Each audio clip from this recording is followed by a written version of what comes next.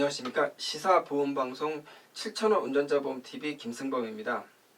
오늘 드릴 말씀은 자전거를 타시는 분들께 제가 드릴 말씀이 있어서 오늘 자료를 준비했습니다. 자전거를 타시는 분들이 참 많습니다. 자전거뿐 아니라 퀵보드, 자전바이, 저희 동네 자전바이라고 하는데 원동기 자전거 이런 거 있지 않습니까? 이런 거 타시는 분들 굉장히 많습니다.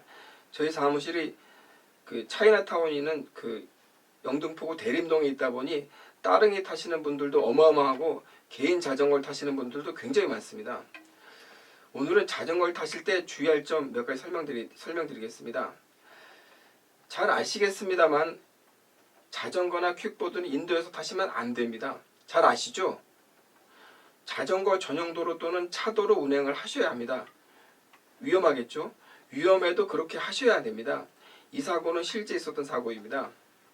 저희 고객이고 50대 남성이신 중국 교포분입니다. 늘 낡은 자전거를 타시는 분인데 인도로 자전거를 타고 가시다 횡단보도 앞에서 신호를 대기하고 있던 40대 여성분과 부딪힌 겁니다. 그때 피해자가 넘어졌고 발목에 약간의 통증을 호소하셨다고 합니다.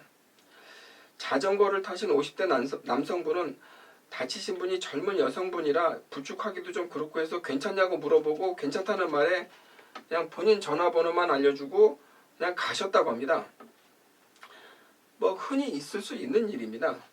아마 오늘도 대림동에는 이런 일이 한 수십 번 일어날 수도 있을 것 같습니다. 중국 분들이 워낙 자전거를 많이 타서 인도 차도 할 거 없이 남녀노소 가까운 거리도 그냥 걸어갈 법한데 자전거를 엄청나게들 많이 타세요. 그리고 술 한잔 하시고도 타시고요. 네. 다시 사고 현장으로 가겠습니다. 다치신 여성분은 대림동에 소재한 XXX 땡땡땡이 일본말이라네요. 그래서 제가 앞으로 XXX라고 하겠습니다.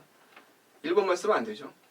XXX 대학병원에서 엑스레이 검사를 받고 발목 골절 진단을 받았다고 합니다. 그리고 전치 4주 진단 치료를 요한다고 했습니다. 그리고 이 여성분이 이 사고를 경찰에 신고했습니다.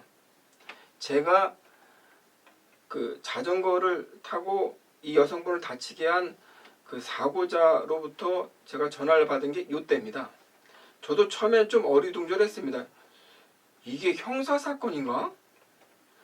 그냥 그분 치료비하고 일 못해 생긴 위자료 물어주고 끝내는 민사 아닌가? 그리고 가해자인 50대 남성 교포분의 보험에는 가족 일상생활 배상 책임 보장이 있었기에 치료비와 위자료 지급도 가능한 상태였습니다. 물론 이게 없더라도 돈 줘야죠. 부딪혔으니까. 근데 다치신 분은 다짜고짜 500만 원을 요구했다고 합니다.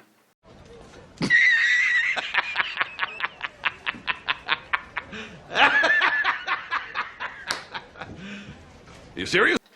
저는 피해자인 분께 진단서와 진료비 계산서, 초진기록지를 받아오시면 접수하겠다고 말씀드렸습니다. 피해자 측은 일체 병원소를 가해자분께 제공하지 않았다고 합니다. 계속 500만 원만 달라고 했던 겁니다. 500만 원. 좀 이상한 경우였습니다. 다치신 분도 연변 출신 교포분이었습니다. 아무튼 경찰 조사를 마치고 저도 민사합의를 보면 되지 않겠나 하고 보험사에 사고 접수를 했으나 보험사 측의 피해자 측의 서류 제출 거부로 보험사 측도 별로 할 일이 없어졌습니다. 서류를 줘야 돈을 줄 거 아니겠습니까? 그때 또 한 번 놀랐습니다. 경찰이 사건을 검찰에 송치했다는 겁니다. 저도 놀랐고 가해자도 더 놀랐습니다. 검찰 수사관이 언제까지 출석해서 조사받으라고 했다는 겁니다. 저는 검찰 수사관에게 전화해서 이런 경우도 기소가 됩니까? 물어보니 자전거를 인도에서 주행해서 피해자가 발생할 경우 가능하다는 이야기였습니다. 그리고 피해자가 전치 4주 진단이라 어쩔 수 없다는 겁니다. 그럼 지금 대림동에는 인도 차도 포함해서 자전거를 이용하는 수만 명의 시민들이 있는데 다치면 정부 형사건으로 입건되냐고 물어보니 그렇다는 겁니다. 그리고 피해자가 민사합의를 거부하고 형사처벌만 원하는 기이한 현상이 벌어졌고 가해자였던 교포분도 민사합의를 포기할 무렵 법원에서 약식교수 확정 금액의 등기로 왔습니다. 300만 원 벌금형입니다. What? 생각보다 큰 금액에 또 놀랐습니다. 저는 한 100만 원 정도 생각했었거든요. 저는 자전거를 잘 못합니다. 그래서 안 탑니다.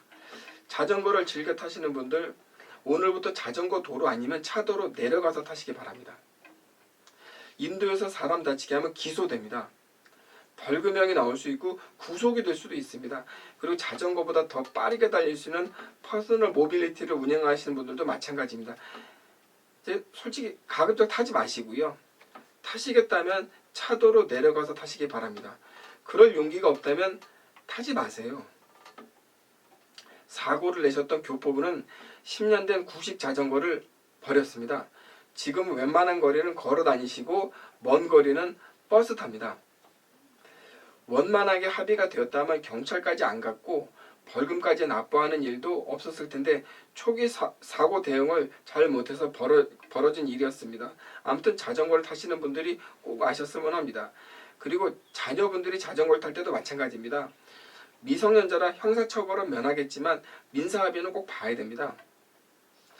반드시 자전거를 타도 되는 지역에서만 타게 교육시키시고 횡단보도를 지날 때는 꼭 자전거에서 내려서 자전거를 끌고 가시기를 강조드립니다. 제가 이런 사고는 워낙 많이 봤기 때문에 제가 이런 사고는 추후 또 설명드리도록 하겠습니다. 다음 시간에는 닭 잡는데 소 잡는 칼을 사용한 사례를 말씀드리도록 하겠습니다. 오늘은 여기서 마치겠습니다. 감사합니다.